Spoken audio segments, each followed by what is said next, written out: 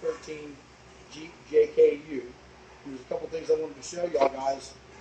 It's very important when you're doing diff services, things to look for. This one here has a track lock system in it, and as you can see, the spider gears are all chewed up and broken on both of them. So this is something you want to look for when you do a diff service. Track lock looks like this. You can identify the track lock if you see it. It's going to have clutches in this sort. Most of them are open disc, but there are some that's got track lock in them. We're re-gearing it to 488, so we're putting a different one in it. So just a little thing I wanted to show y'all guys when y'all doing diff services.